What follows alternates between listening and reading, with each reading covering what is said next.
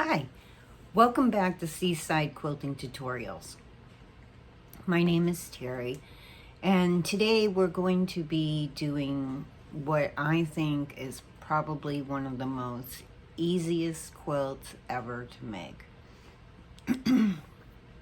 You don't need any real prior knowledge. This is one that you can pick up, cut out your fabric, and it's fast, it's easy, and it's fun. So to start off with, we're using the Make It Christmas with 3-Yard Quilts book by Donna Robertson and Fran Morgan. And I believe we still have some of these available. If not, I'm pretty sure we have some on order, and we'll have them available soon for you. This is actually one of my favorites out of all their books. I have most of them, if not all of them. Probably not all of them, but I have a large amount anyways of the 3-Yard Quilt books. I really like them because they're handy to pick up and create a quick quilt that's beautiful, and it just makes it so simple when I need a gift or just want something made up so that I can practice my long arming. And I call it practice, even though I've been doing it, I don't remember now, 7-8 years, I think now, or more. I used to hand stitch my quilts together, or do what they call tying a quilt. And as my hands became more arthritic, it's very hard for me to do hand stitching. My hand actually will kind of lock up and will take a while to unlock, and is very painful. So I don't do it as much anymore, very limited hand stitching. So and I do call it practicing because I'm always learning. The more that I do long arming or piecing and binding, all of it, I learn more and more, and I think I get a little better at it the more that I do it. So sometimes I just need a quick put together quilt so that I can get to my long arm, in all truth, because that's my favorite part. I think all of us have a favorite part of quilting. Some just love the binding by hand. That's their favorite part, which is amazing to me, because to me that is absolutely would not be my favorite part, even if I didn't have arthritis in my hands, to be honest with you. People have asked me if I will do hand binding as a service, and I tell them sure, for $1 million. I'm not kidding, that's what I tell them, and I've never had anyone take me up on it. You never know though, right? Doesn't hurt to tell them. But anyhow, on to the quilt. So because this is somebody else's pattern, I can't, like I often do when I make them up in my software, I can't tell you the specific cutout measurements and whatnot. You will need to buy the pattern book. I can't remember right offhand what the cost is for the books, but if you check with us at Seaside Quilting Supplies LLC on Facebook, you can just send a quick message over. Or actually, I believe we have them in our new app, which is out for both Android and iPhone.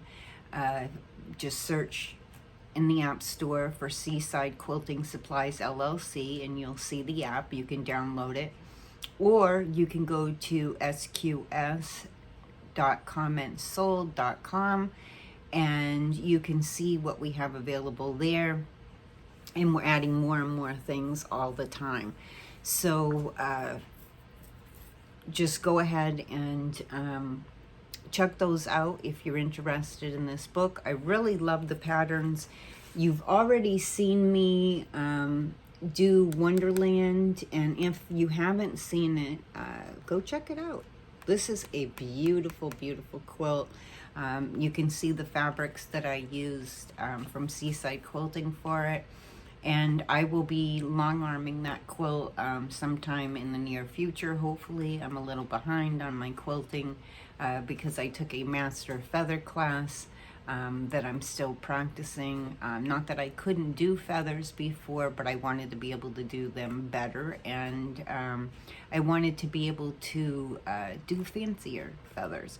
So I'm a little behind due to practice, and being sick didn't really help me out this year. To tell you the truth, I'm pretty behind. This is the first time that I've really had UFOs in years. I don't like them. I love to make things and finish them. It's always, well, not always, but over the last few years, that's been my rule, is to not leave a project undone. And I just haven't been able to achieve that this year. So I will be getting to that soon, and you'll see that as I get that done. So the one that we're going to do today, which when I started doing this, I was like, this is just crazy easy. There's nothing hard about it. It's so fast to do. I'm not sure which took me longer, the cutting out of the fabric or putting it together, but it's a pretty quick quilt. So like I said, this is the one that we're going to be doing. I've already put 4 rows together.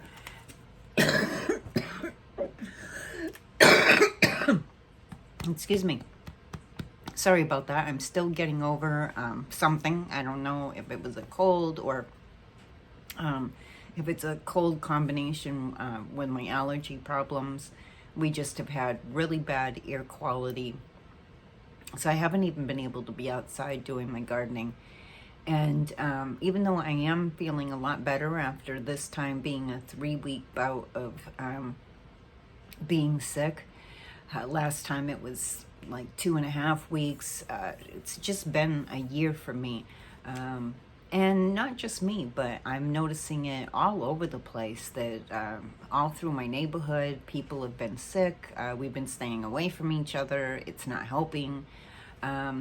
And none of us are really entirely sure.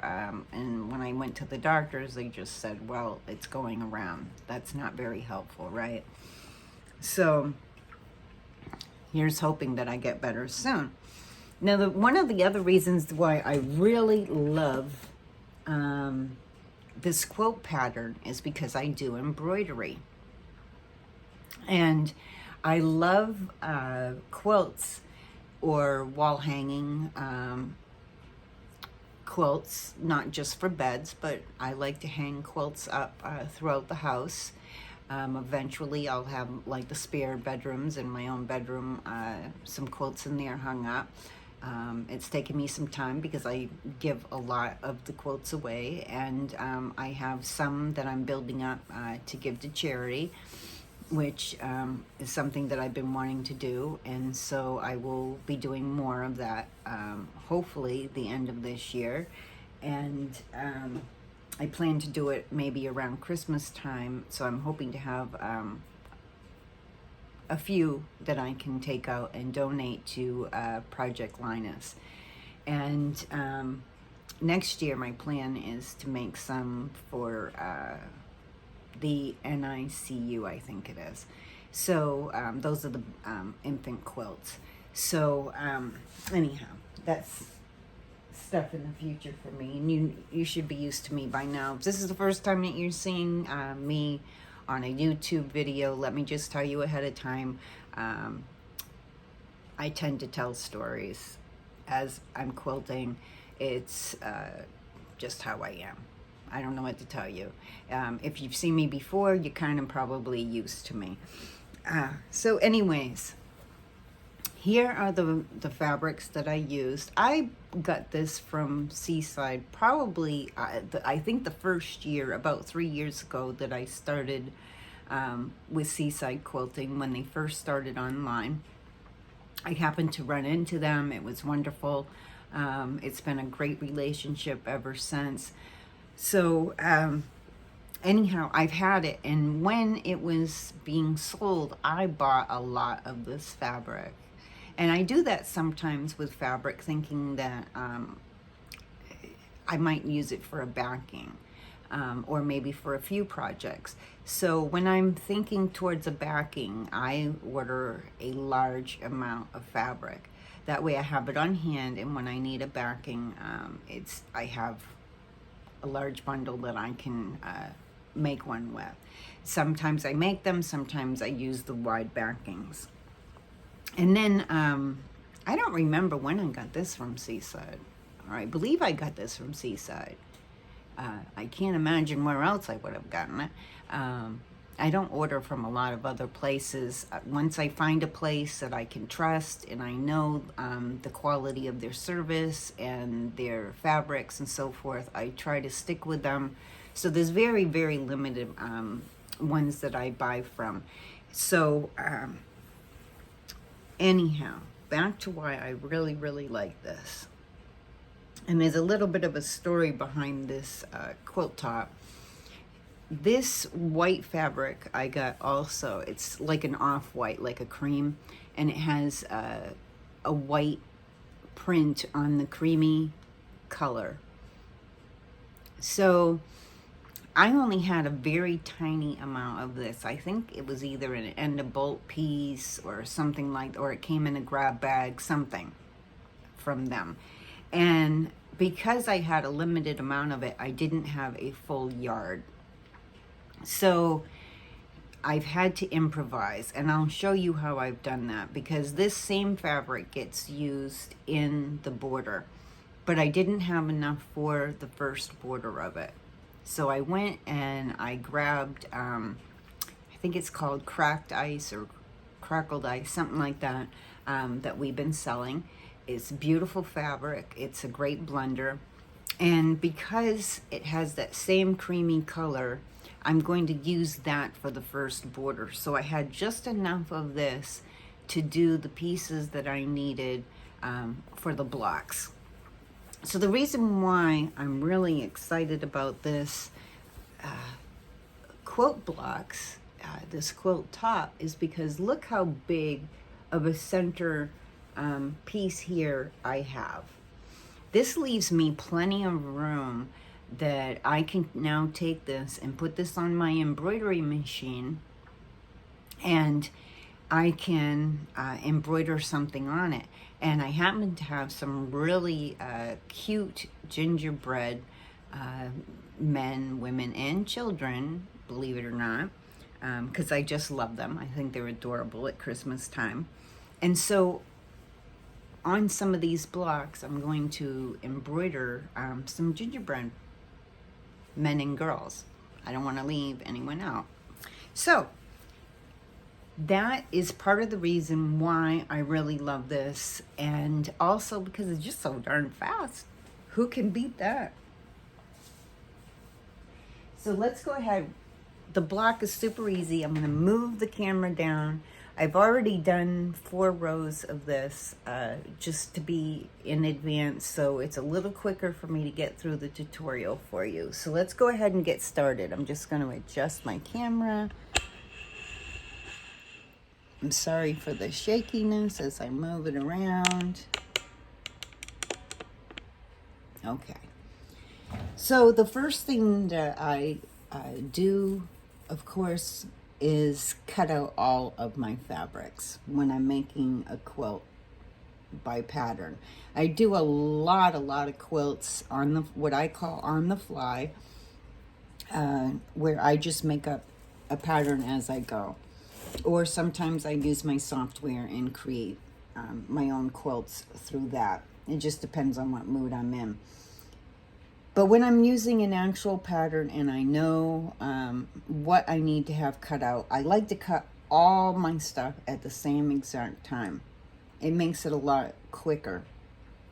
So as I was making these, I pieced these, I chain pieced them. So I did one corner on every single block, except for this one that I'm going to show you. And then I took them off, of course, and then I did the other side, the other corner. So I did one corner, and then I did the other corner, and I just kept chain piecing them through. Then I did all my cutting that I needed to do, I did all of my pressing at the same time, and that kind of speeded everything up, which is really, really nice. If you do one, and you can do one block at a time, you don't have to chain piece them. It's totally up to what you would like to do. So the first thing that you do is you take your square, your large square, and then you're going to take your smaller square and you're just going to set it in the corner.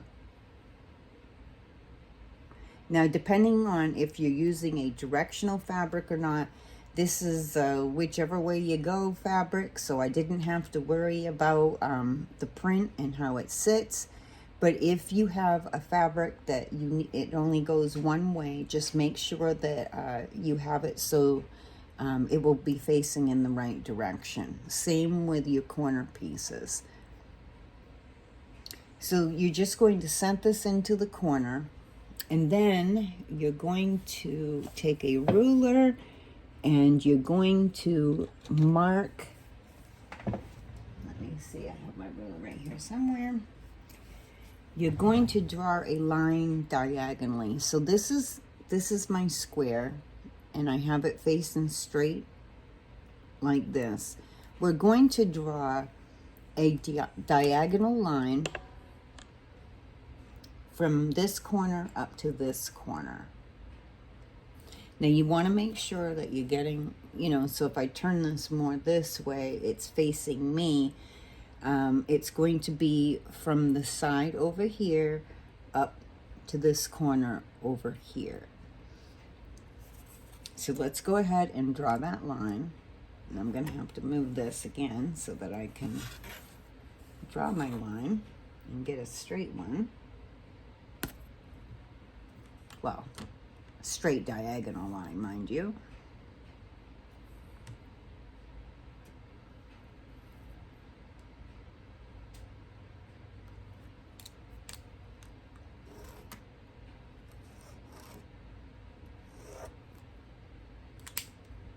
I might as well leave that open. I'm going to have to do one for the other side.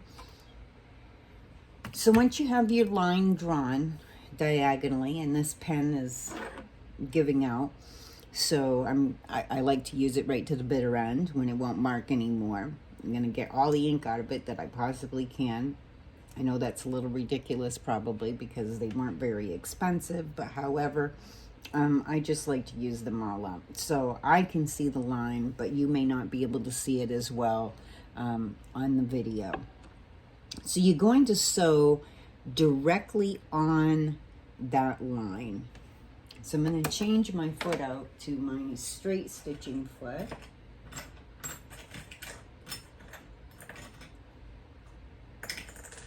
I really love these, I know this is off the topic, but I love these magnetic bowls that we have.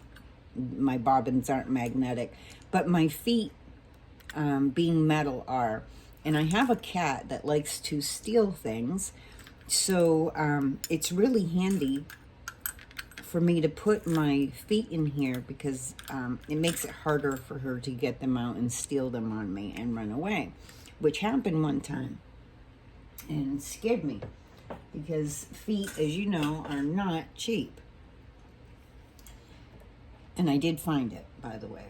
So I love those magnetic bowls, not just for pins and needles, but I also love them for my feet, and I use another one for some metal things that I put in it.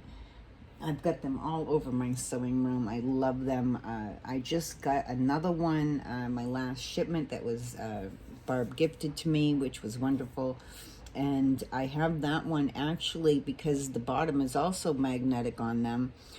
It sticks to my light pole over there next to my cutting table, and it's just wonderful.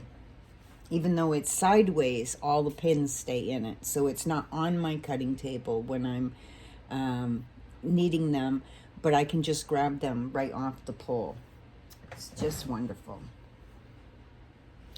Okay, so we're going to sew across that line. my starter piece. Here we go.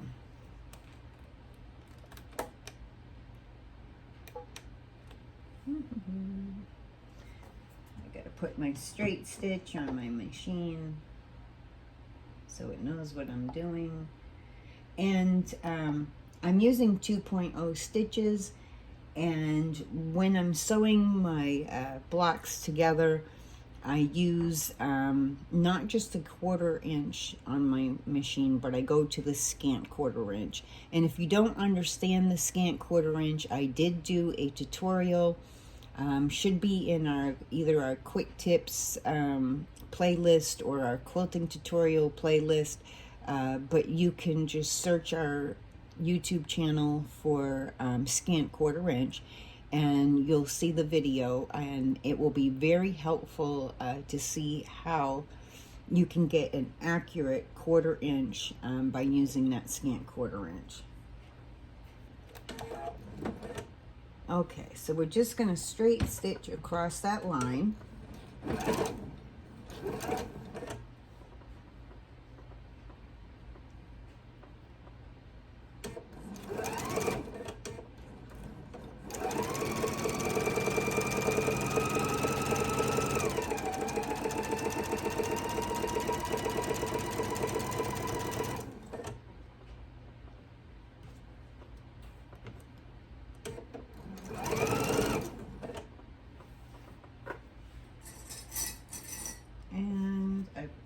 I was going to say, I lost my little scissors.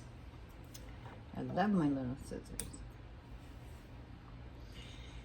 Okay, so before I trim that, I'm going to go to the other corner and I'm going to do the same exact thing. So it's going to be the very opposite corner that you're going to put your other square on top of the square. And then we'll do our diagonal line.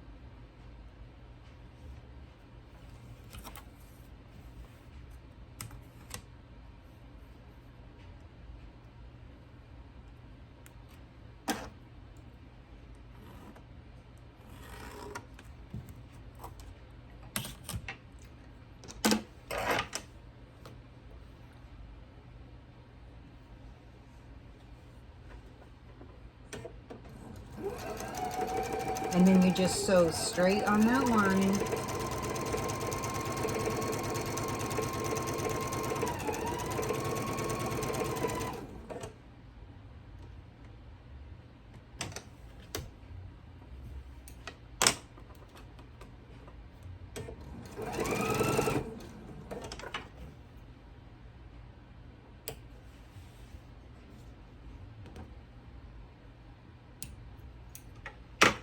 Okay, so then, once that's done,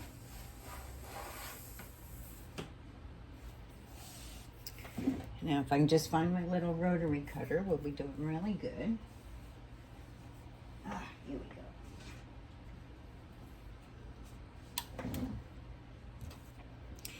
So now you're going to take your ruler. I love the creative grids because it puts a 1/4 inch on one side and it puts a 1/2 inch on the other side. This makes it easier for me to mark or trim. Also has great grips on it so it doesn't slide a lot or actually at all when it's on the proper kind of mat. This one I've had for so many years, it's kind of gotten glossy and hard.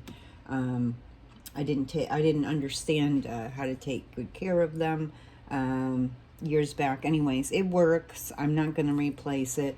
But sometimes things will slide on it. So I just have to be a little bit more careful. And it doesn't happen as much when it's a small mat. So you're going to take your 1/4 inch, find your 1/4 inch on the edge of your ruler, whatever ruler you're using, okay? And I'm going to line up. I have little dashes here that show my 1/4 inch. I'm going to line that line up on that straight line that I just sewed on. And then I'm going to trim.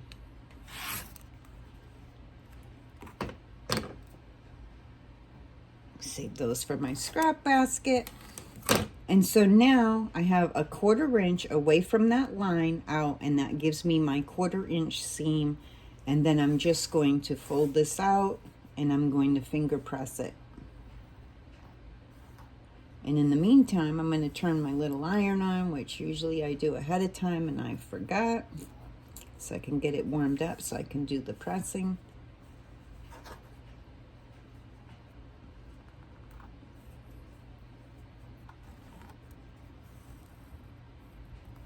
There we go. So that's one side done. Let's get that iron turned on here.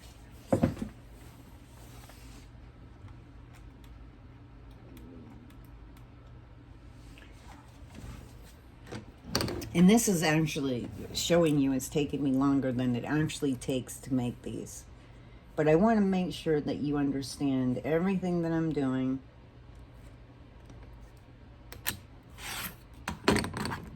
But when you go to make this, it's so fast. It's so fast. Love it. Okay, so the same thing with the other side. We've trimmed it.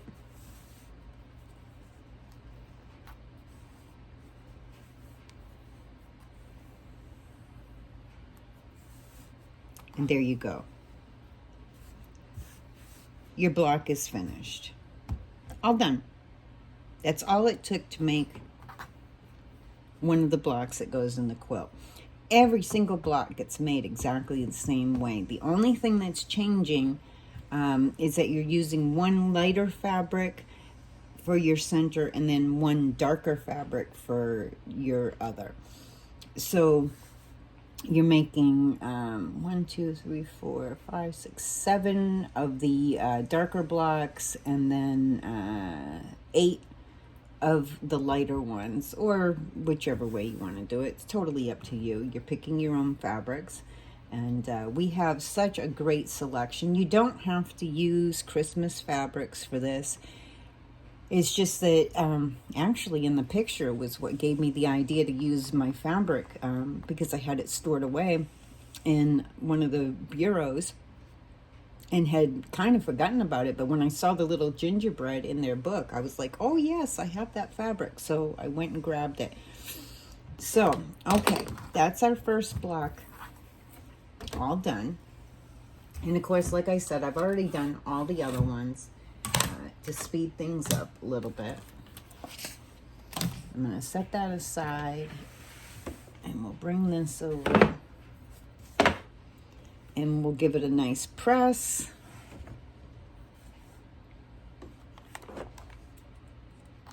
And remember, don't iron back and forth like you would if you were doing ironing a shirt or whatever. Just press. Just lay your iron down there and press. And the same with the other side. And I like to put my quilter's clapper on there. That flattens out my seams a little bit better. And I find it very, very handy. Okay, so get this guy out of my way. Okay, easy enough. So our first block is all done. And you're going to do all your blocks exactly that same way.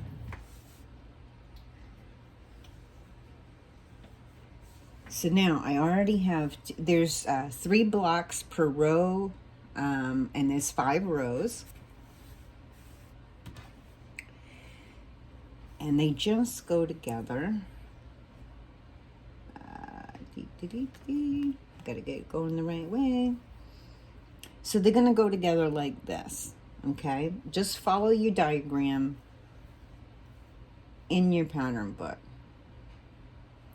And I keep it open, and I put a little clip on the bottom of my book actually, because it helps me, so I can just go right back and grab my spot that I'm in when I'm using a pattern book. Makes it nice and handy. I love those little clips. Okay, so you have your block that has the corner up there. So your added corner is going to be on this side and your plain side on this side. And then the same with each of the others. You're going to put them right side to right side.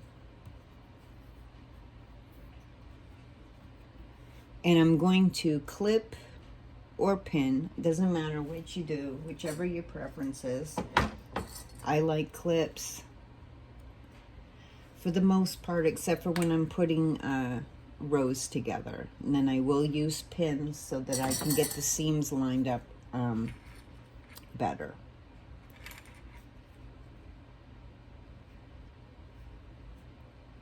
Okay. So once this, you have it either clipped or pinned, whichever is your preference, we're going to do a scant 1/4 inch going across. So let me get my machine into the 1/4 inch. And I'm still using the 2.0 stitch length, and I will adjust my needle so that it's over for the scant 1/4 inch.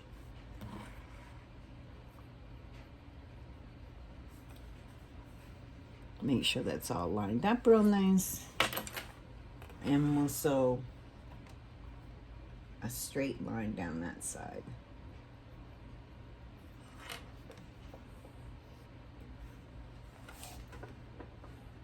Whoop, I gotta change my foot again. What am I doing? What am I doing?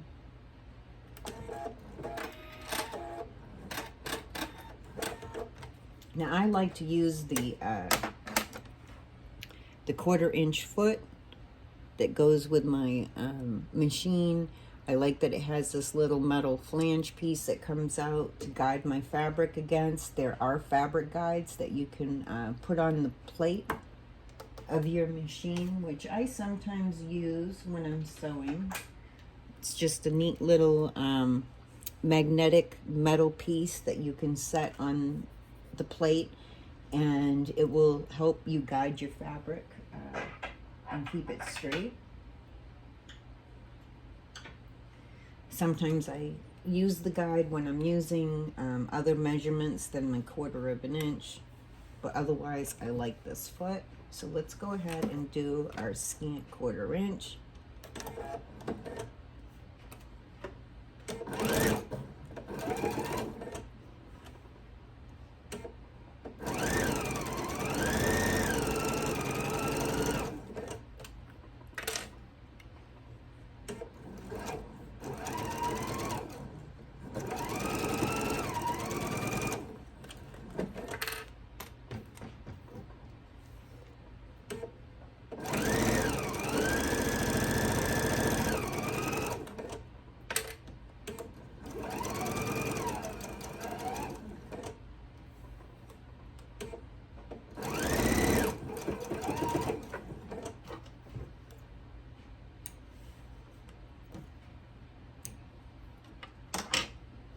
Okay, so that's our 3 blocks together. Now, as I've showed you previously, but I'm going to show you again in case this is your first time watching me, I always have my seams for my rows going in opposite directions. So I will have my seams go on one row towards the right, and then, or towards the left rather, and then my other one's going towards the right. I know for this one, I need them to go towards the right. So I'm going to finger press this.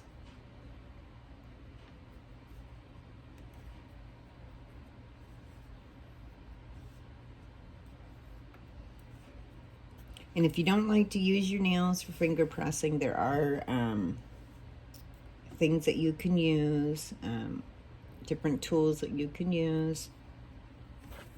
I'm not doing very well with this today. Here we go.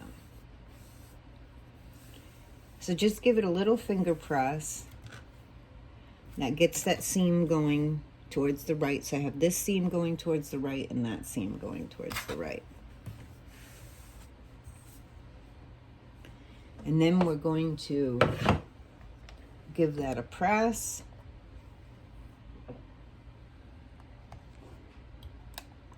all along that seam.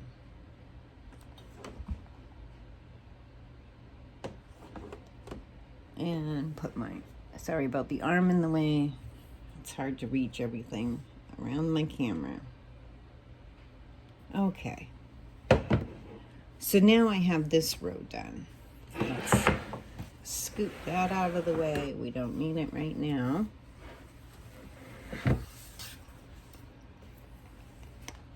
Okay. So I'm going to take my other, and you would just do this as you go down through, okay?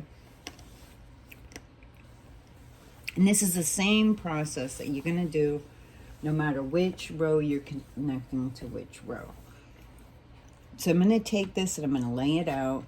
I'm putting the last row on, but it would be the same no matter which row. If you do, when you do your first 2 rows, when you add your third and your fourth, and this is our last row. So like I said, I have my seams going in opposite directions. I gotta repress this one so it's a little flatter and stays where I need it to be.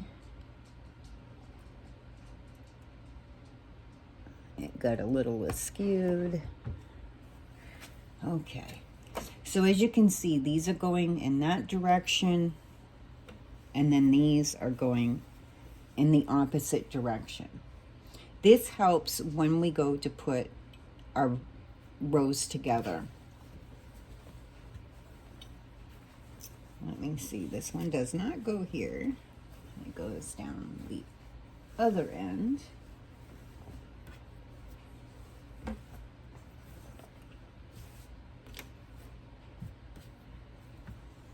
Okay, so I'm just going to put right side to right side. And the first thing that I do is I clip my ends or pin, whichever, to line that up. And I do one on the top, and I also do one going down the side. I just feel that it helps keep my fabric from shifting as I'm sewing. So I'll do a little clip there. The next thing that I'm going to do is I'm going to take my 2 seams and I'm going to butt them up against each other. They just kind of go together like this, okay? And I want to make sure that my raw edges line up. And I just kind of wiggle with my fingers a little bit. I can feel when they lock up against each other. And then I had to reach over and get my pins. I just stick a pin straight down through that seam into the bottom. And then I give it a look and I check, and you can even open it up and check to make sure that your pin is against both seams. If it's not, just readjust your pin. And I'm going to put a couple more clips on here just to keep my fabric from shifting as I'm sewing.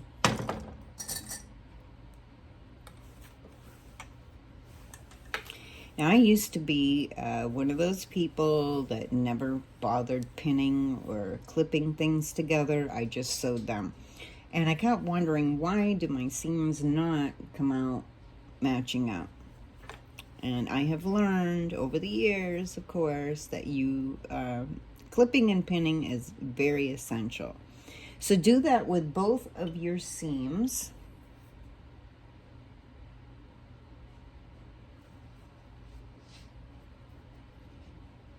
And then I'll finish clipping the rest of it. Now, the reason why I use pins in the seam is because I want that to stay totally lined up. If I put a clip there, it has that possibility to shift as I'm coming towards it. So the pin really is more secure when you're doing matching up your seams. And I'm just going to put a couple more clips on here. Because of the way that fabric feeds differently on the top and bottom, unless you're using a walking foot, which gives you equal pressure on the top and the bottom, your bottom fabric is going to feed at a different rate than your top fabric. So I do use a little more clips or pins when I'm putting things together, because it helps to balance out that feeding. And so if I wasn't to clip or pin this and I just straight sewed it across, what would happen is when I get to the end, I'm going to have excess fabric on the top than I do on the bottom. And that's just because of how sewing machines work. So it really is important to do your clipping.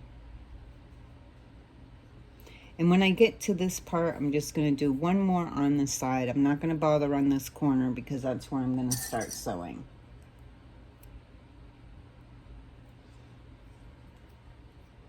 So now I have everything lined up. I'm going to do a scant 1/4 of an inch. Make sure you get your corner together. I'm going to do a scant 1/4 of an inch all the way across this row to connect it.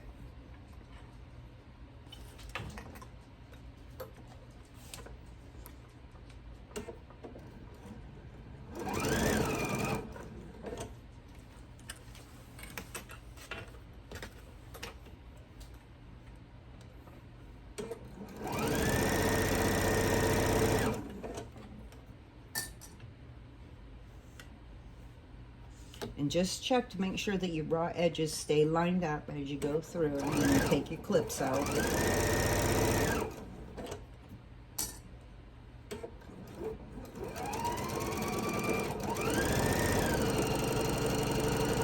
Now when I come to a seam that I'm lining up and I have a pin in there, I'm going to sew as close as I can to that pin, but I don't want to hit that pin with my needle.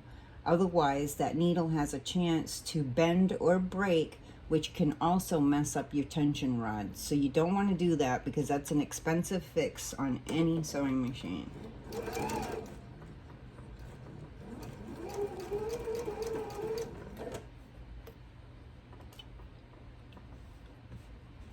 And I just ease the pin out once I'm close to it, and then I continue to sew.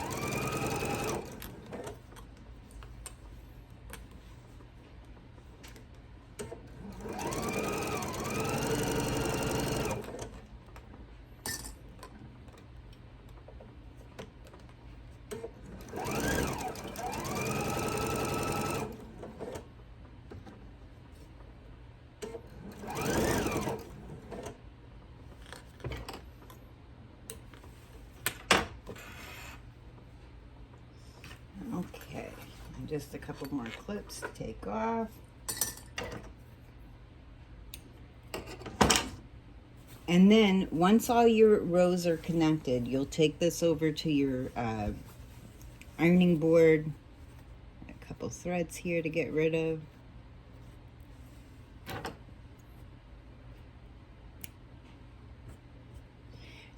You're going to take this over to your machine or ironing station, wherever your ironing is. This is a little too big for that little iron and the wool mat at my table, so I will take it over to my ironing board and press it there. So And, oh my goodness, I had quite a few threads come through on this row.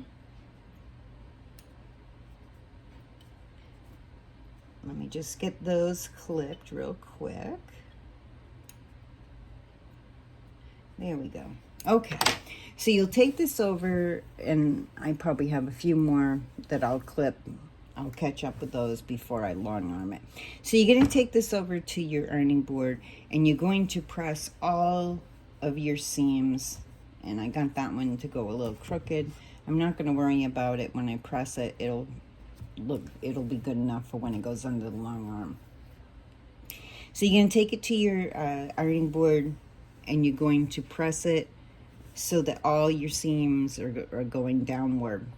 Once you have this all pressed, your next step is to put your borders on it. And this particular one has 3 borders that goes on it. They're not very wide. Just check your measurements in your pattern, and I already have them cut out. So for your first border, what you're going to do, we're going to pretend I have this all pressed. I have the top 4 rows pressed, but I haven't done the last row yet. I will take that over in a moment and press that. But once it's all pressed and looking nice, you're going to lay it out, and you're going to measure your length of this, okay?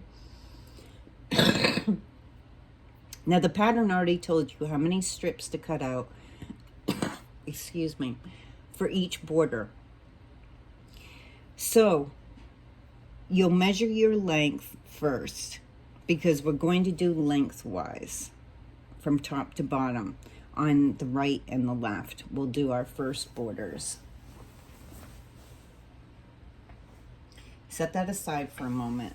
When I do borders, and I know how many strips I'm going to need, I'm going to sew all of my strips together in one length, almost like when you do binding, except that when I sew my border strips together, I'm just going to sew straight up and down. I'm not going to do a diagonal. I don't like how that looks in borders personally. I just do a straight seam across, and I will attach all of my strips for my first border. I will press my seams going in one direction, doesn't matter which, because it's all the same color, and then I will cut this to the exact length that I measured for the length of my quilt. So I will sew these together, one long section, and then we're going to cut them to the exact length of the quilt, and then we will attach them. So let's go ahead, we'll press that, and then we'll sew our border strips together, and then we'll go ahead and I'll show you how we cut those out and attach them. Okay, so now I've pressed it. And I really like also how these blocks put together make like this sub-design in the center. I just think it's really pretty how it's all going together. And I know a lot of you are not ready for Christmas, neither am I, but if I don't start getting a head start on this stuff, I will not be done in time for Christmas. So we're going to measure our length.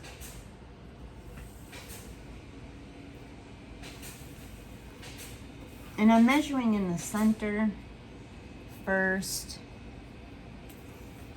and then I will measure my sides. And I want to see if everything measures the same.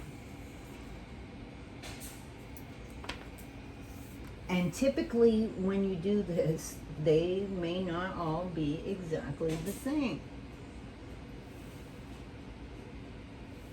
They may be off by like 1/8 of an inch or whatever, or 1/16 of an inch. But you want to get a good general idea so that you can keep your quilt straight. Whoops. And I pulled my measuring tape, and I'm just double checking my center. And the two sides are off just a little bit, and I think it's because it's a little more wrinkled. I need to press it a little bit more. But they're generally right at about 50.5. So the reason why I do 3 measurements is to see what's consistent, and I want this to stay square.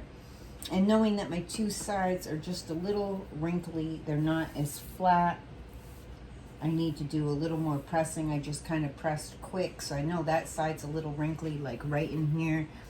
My center is really nice and flat and straight. I'm going to go with that 50.5, even though the two sides are off by about a 16th of an inch.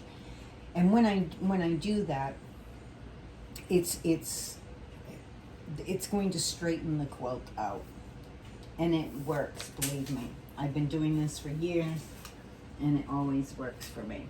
So I'm just going to fold this over to the side for a moment. And as I told you before, I took all my strips and I sewed them into one long length, and then I pressed my seams to one side. Now what I'm going to do is I'm going to take and I'm going to cut 2 that are 50.5 inches long. Now, quite often I keep a little sticky pad next to my cutting table so I can write the measurements down. Give me just a moment, I'm going to close the door.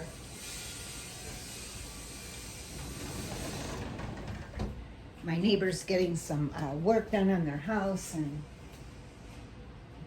they're getting a little noisy now, so I have to shut my door. I actually open my door for just a little bit periodically throughout the day, because even though the air quality is bad, probably isn't helping me with my congestion and whatnot, it warms up the downstairs, and I don't have to run my little electric heater. It is so much colder down here than it is upstairs with the air conditioning running. And it's the same during the winter. Even when the heat is running, it's colder downstairs than it is upstairs. For some reason, my center floor happens to be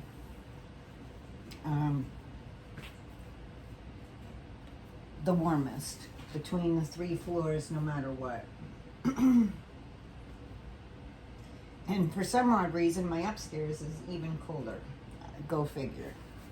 Because they say heat rises. I don't understand the concept, but anyhow, that's how it is. So I do open my door periodically, which warms it up a little bit, and then I shut it.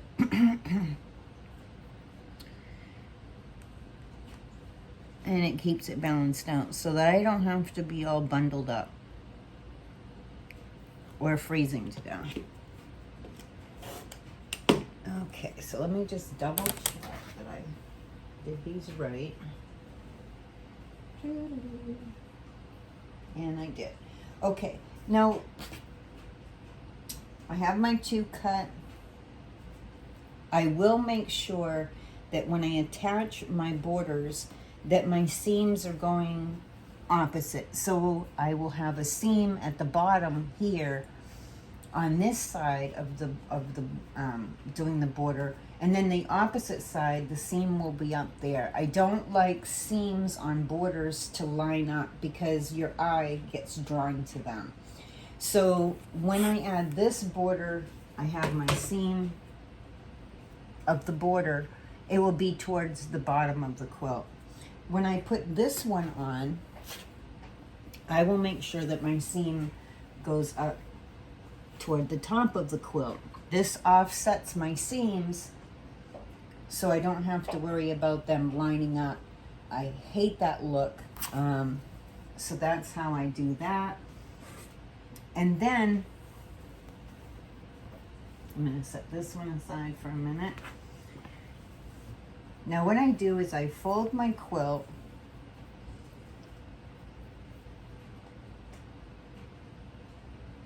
from end to end, top to bottom, so that I can find the center.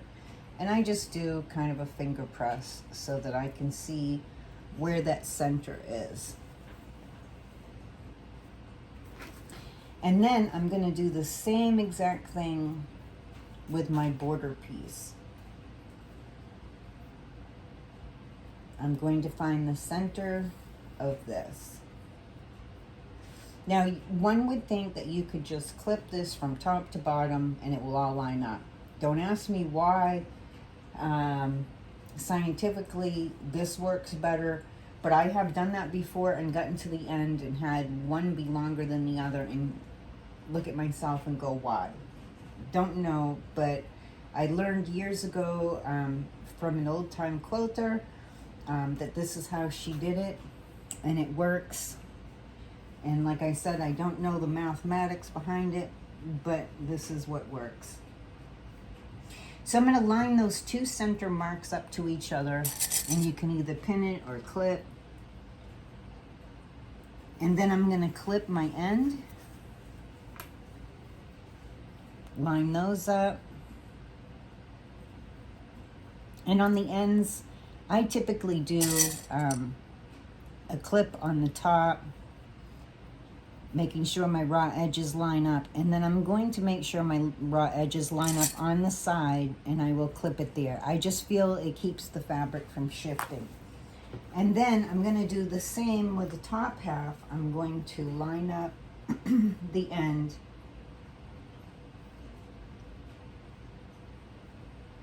and the first time I ever did this, where I used to just take my border, I would sew it and then trim it at the end. This creates wavy borders. Some people do it, they say that it works. I don't do the long arming for them, so I don't care how they do it until they bring it to me to long arm it, and then I have to teach them how to put borders on, because otherwise they end up wavy problems. I rarely see it ever work out so that they're not. So when you look at this, it almost looks like the top is shorter than the back. I'm not worried about that because, as we know, the back feeds at a different rate than the top. However, by finding your center and doing your ends, what I will do is I will go from the center toward the end, and I will do a couple clips.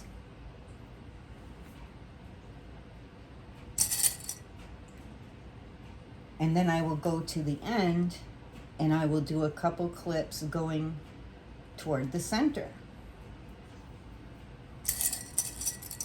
I know this seems crazy, but I can tell you that the first time that I ever did this, I had a pocket that wasn't going together. It was like, it felt like it wasn't going to match up, and I checked it and checked it and checked it, and then I went and did it exactly this way, and it works perfectly. Like I said, I don't know the mysteries of it.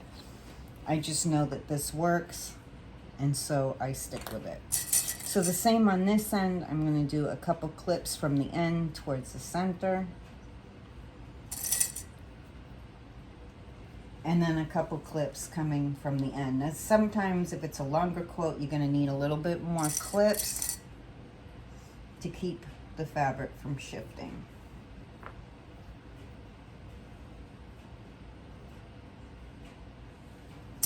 And I make sure that I have enough clips on here to keep it from shifting. I maybe clip a little more than others. I like to make sure everything's going to line up and not shift on me, and have it all balanced out perfectly. So you're going to sew this, and then I press, most usually I press my border seams outward toward the border.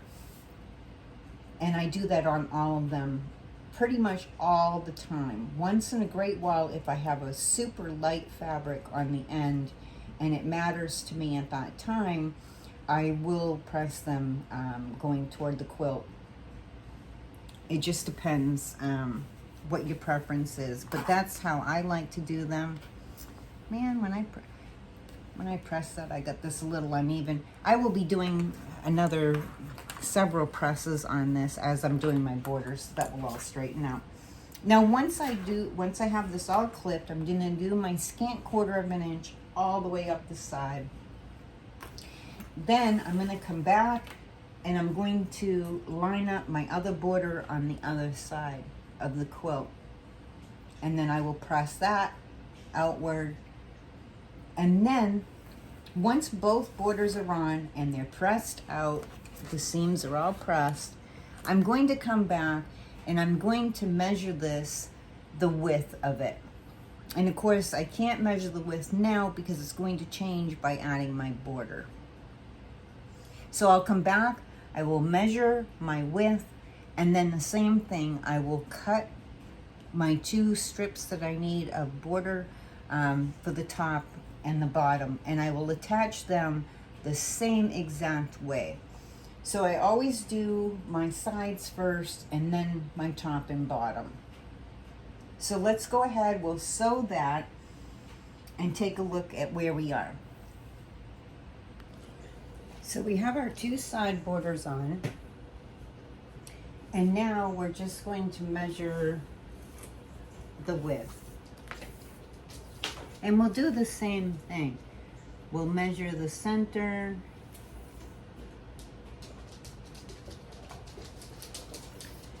and the bottom and the top.